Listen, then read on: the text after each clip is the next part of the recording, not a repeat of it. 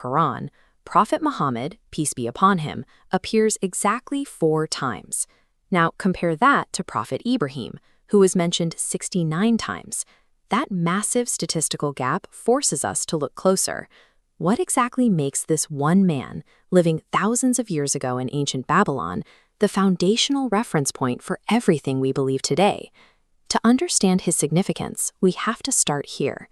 This was Babylon under King Nimrod, a society completely paralyzed by inherited traditions. People worshipped statues of stone and wood simply because their ancestors did it before them. In a culture where religion is something you just inherit blindly, followers lose the ability to question their own reality. In this environment, using your own mind becomes an act of profound rebellion. Ibrahim refused to play along. Even though his own father carved these idols for a living, Ibrahim used pure, uncorrupted logic to dismantle the system. He observed that the stars, the moon, and the sun were all temporary, concluding that the actual creator must be permanent.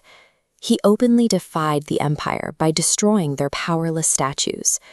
The ruling class responded with a terrifying public execution, throwing him into a massive, roaring fire while the entire society watched.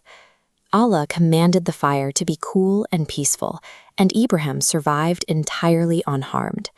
Yet, despite this undeniable public miracle, only one single person chose to stand with him, his nephew, Lut. Ibrahim walked out of the flames and straight into a life of total isolation.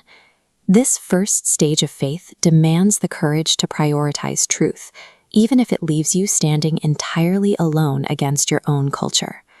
From there, the trials moved from the mind to the heart. Ibrahim was eventually commanded to take his wife Hajar and their infant son Ismail into a barren, lifeless desert valley in Arabia. He was told to leave them there.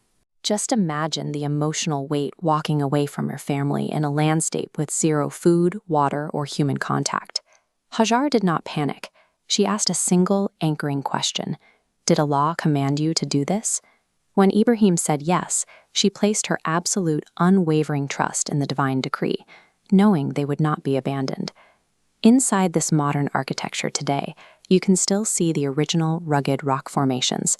This marks the exact physical spot of Hajar's frantic, desperate search between the hills of Safa and Marwa, a struggle that eventually brought forth the miraculous spring of Zamzam.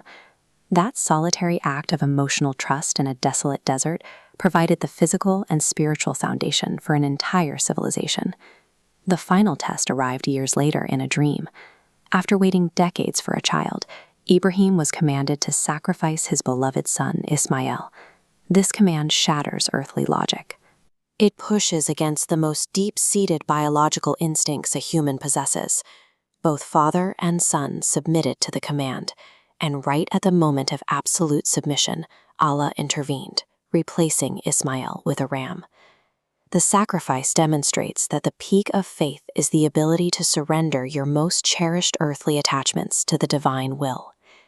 This historical view of Old Mecca represents the bridge between ancient history and the present. Ibrahim's sincerity established the Millat-e-Ibrahim, the foundational faith that connects these early struggles directly to modern Muslim identity. Every year, millions of people gather at the Great Mosque to perform the Hajj. They are quite literally walking in Hajar's footsteps between those same 2 hills. These global rituals are designed to help every individual reverse engineer the logic and trust that Ibrahim and Hajar first discovered in isolation. We see this legacy in action every time a community gathers for prayer or performs the animal sacrifice of Eid al-Adha.